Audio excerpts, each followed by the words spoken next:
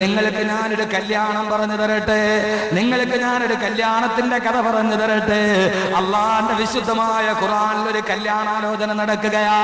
കൊതിക്കണേ ചെറുപ്പക്കാരാ, പെങ്ങളെ കൊതിക്കണേ പെങ്ങളെ. അള്ളാന്റെ ഖുർആൻ 14 നൂറ്റാണ്ട് മുമ്പ് ഒരു കല്യാണം നടക്കുകയാണ്. ഞാൻ ഈ പറയുന്നത് അള്ളാന്റെ ഖുർആനാണ്. ഒരു വിവാഹാലോചന നടക്കുകയാണ്. അള്ളാഹു അതുപോലൊരു വിവാഹാലോചന നമുക്ക് നടക്കുമാറാകട്ടെ. ആരാന്നറിയുമോ? ബഹുമാനപ്പെട്ട പ്രവാചകന്റെ പ്രിയപ്പെട്ട ഭാര്യ, ബഹുമാനപ്പെട്ട ബീവി സൈനബ് റളിയല്ലാഹു അൻഹാ. പ്രിയപ്പെട്ട ബീവി സൈനബ് റളിയല്ലാഹു അൻഹാ. ഖുർആനിലെ കല്യാണം കേട്ടോളി. അള്ളാഹു തൗഫീഖ് നൽകട്ടെ. അതുകൊണ്ട് ഈ നാണം കെട്ട പരിപാടിയൊക്കെ അങ്ങോട്ട് ഒഴിവാക്കണം. പാവപ്പെട്ട പെണ്ണിന്റെ കൂര എഴുതിയില്ലെങ്കിൽ മോനെ കെട്ടിച്ചു കൊടുക്കില്ല. എന്തിനാ സഹോദരങ്ങളെ ഇങ്ങനെ? ഞാൻ നിങ്ങളുടെ നേരെ വരച്ചുണ്ടി പറയുകയല്ല. എത്രയോ സ്ഥലത്ത് ഉമർ റളിയല്ലാഹു അൻഹു പുതിയാപ്പിളയ്ക്ക് പെണ്ണിനെ കണ്ടുപിടിച്ചാരാ? രാത്രിയിൽ ഉറങ്ങുന്നില്ല എന്ന് പറഞ്ഞ് പാലിൽ വെള്ളം ചേർക്കാത്ത പെണ്ണ് വധുവായി. അവരുടെ കുടുംബജീവിതത്തിൽ പ്രശ്നം ഉണ്ടായോ? ഇല്ലയോ? ഈ പെണ്ണിനെ നാളെ എന്റെ ഭർത്താവ് വർഷങ്ങളോളം മാറി നിന്നാലും എന്റെ ഭർത്താവ് നൽകിയ അമാനത്തിൽ വഞ്ചന കാണിച്ചുകൂടാ, അള്ളാഹ് കാണുന്നുണ്ട് എന്ന് പറയാൻ കഴിയും. ഞാൻ ഇന്നലെ പറഞ്ഞതുപോലെ എന്നിട്ട് ഞാൻ ഒരു സംഭവം പറഞ്ഞു തന്നില്ലേ? ഓർമ്മയുണ്ട? അത് രസിച്ചിരുന്ന് കേട്ടിട്ട് പോലെ ഉണ്ടോ? എന്താ തലയാട്ടാത്തത്? ഓർമ്മയുണ്ട? ചെറുപ്പക്കാരൻ പറഞ്ഞ കാര്യം ഓർമ്മയുണ്ട? فإن الله يبصر فوق عرشه ويغلب للفعال الموبقات. ആ ചെറുപ്പക്കാരൻ തന്നെ ആഗ്രഹപൂർത്തീകരണത്തിന് വേണ്ടി വിളിച്ച പെണ്ണിനോട് പറഞ്ഞതെന്താ? 5 വക്ത് നിസ്കാരമില്ലാത്തവന് ഇത് കടിയോ? അള്ളാനെ പേടിയില്ലാത്തവന് കഴിയുമോ? പെണ്ണെ വേണ്ട. വലാ തബ്തഗി ഫീമാ ലദൈനാ വലാ തബ്ഗിൽ ഫുജൂറ ഇലൽ മമാതി. മരിക്കുന്നത് വരെ ഞാൻ തെറ്റ് ചെയ്യൂല. അതിനാ ചെറുപ്പക്കാരൻ കാരണം പറഞ്ഞതെന്താ? ഇന്നലെ പറഞ്ഞതൊന്നുകൂടി ഞാൻ ആവർത്തിക്കുകയാ. ഫഇന്നല്ലാഹ യുബ്സിറു ഫൗക അർശി വയഗ്ലബു ലിൽ ഫാലിൽ മൂബികാതി. അർശിന്റെ മുകളിലിരിക്കുന്ന അല്ലാഹു പാപത്തെ കാണുകയില്ലേ? അങ്ങനെ ഒരു ബോധം കുടുംബ ബന്ധത്തിൽ വന്നാല് വിവാഹത്തിന്റെ 3-ാം ഘട്ടത്തിൽ നീ എത്തൂ. അല്ലാഹു തൗഫീഖ് നൽകട്ടെ. ഞാനിവിടെ വന്നപ്പോ ഒരു ചെറുപ്പക്കാരൻ പറഞ്ഞു, ഉസ്താദെ കല്യാണത്തിന് 3-ാം ഘട്ടം പറഞ്ഞില്ല, 2 ഘട്ടം ഉസ്താദ് പറഞ്ഞുള്ളൂ. ഇന്ന് ആ 3-ാം ഘട്ടത്തിൽ ഇന്ന് അവസാനിക്കും. ഇന്നാണ് 3-ാം ഘട്ടം അവസാനിക്കുന്നത്. 3-ാം ഘട്ടത്തിലാ. അല്ലാഹു തൗഫീഖ് നൽകട്ടെ. ആദ്യത്തെ ഘട്ടം എവിടെ നടക്കുന്നത്? ഇതൊരു സുമാറില്ലാത്ത പരിപാടിയാണല്ലോ. ആദ്യത്തെ ഘട്ടം എവിടെയാ?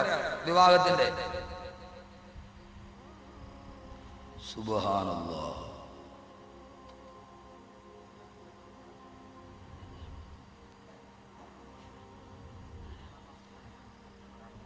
നാലാം മാസം കല്യാണം കഴിഞ്ഞിട്ടാണ് 4-ാം മാസം.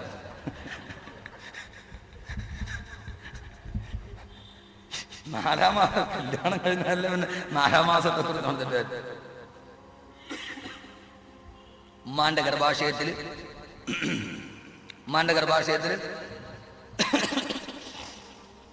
4-ാം മാസത്തില് 4-ാം മാസത്തില് തലയിലെഴുതി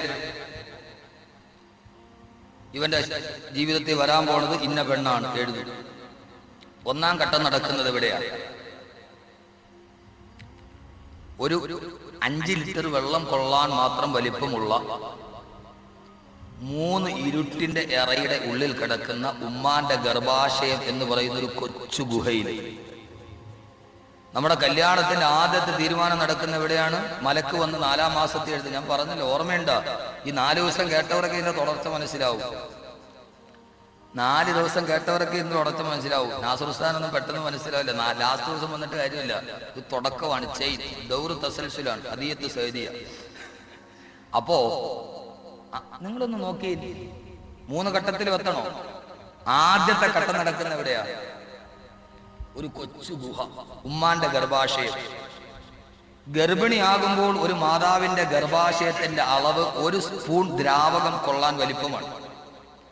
9 മാസവും 10 ദിവസവും ആവുമ്പോൾ അതിങ്ങനെ വലുതായി വലുതായി കുഞ്ഞു വളരുന്നതിനനുസരിച്ച് വലുതായി വലുതായി 5 ലിറ്റർ വെള്ളം കൊള്ളാൻ വലിപ്പമുള്ള ഒരു കൊച്ചു ഗുഹയാണ്.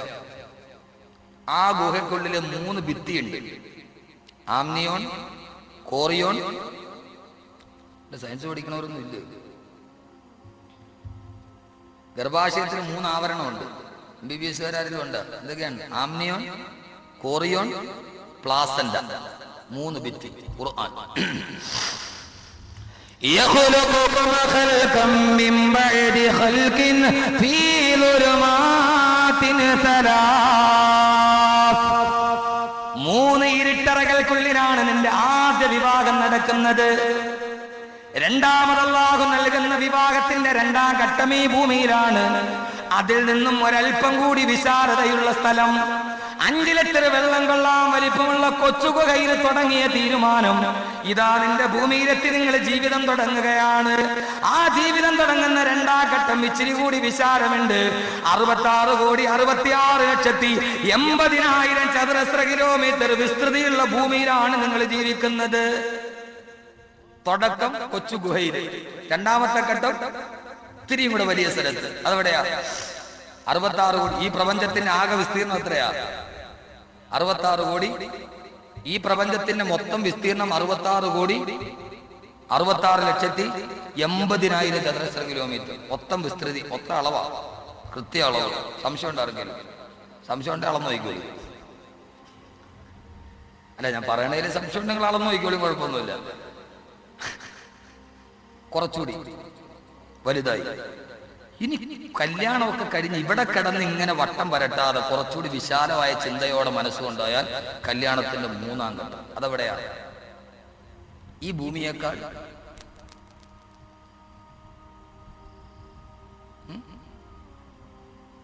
ഈ ഭൂമിയുടെ 7 ഇരട്ടിയുള്ള മറ്റൊരു ലോകം. وسارعوا إلى مغفرة من ربكم وجنة أرضها السماوات والأرض. ആകാശത്തിനും ഭൂമിക്കും കൂടി എത്ര വീതിയുണ്ടോ അതിനേക്കാൾ വീതിയുള്ള സ്വർഗത്തിലാണ് നിന്റെ 3ാമത്തെ ഘട്ടം. അള്ളാഹു തൗഫീഖ് നൽകട്ടെ. അവിടെ എങ്ങനെയാണ് 3ാം ഘട്ടം? 3ാം ഘട്ടം എവിടെയാ? സ്വർഗത്തിലാണ്. അവിടെ എത്തണോ?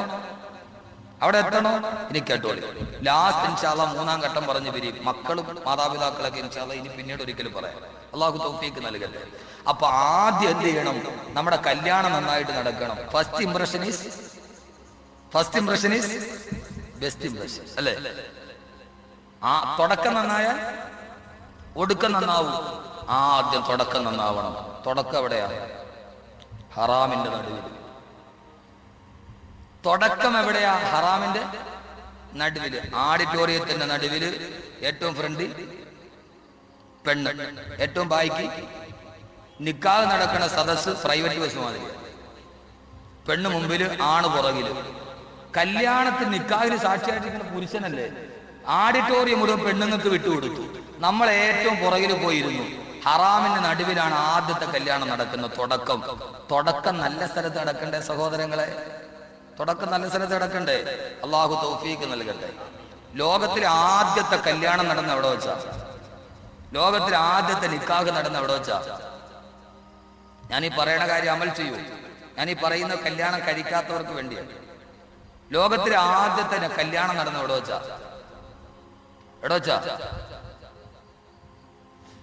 وَقُلْنَا يَا آدَمُ اسْكُنْ أَنْتَ وَزَوْجُكَ الْجَنَّةَ. ആദമേ, ഹവ്വാ ദമ്പതികളെ, നിങ്ങൾ സ്വർഗത്തിൽ കടന്നോ. ആദ്യത്തെ വാപ്പയുടെയും ഉമ്മയുടെയും കല്യാണം നടന്നത് സ്വർഗത്തിലാണ്.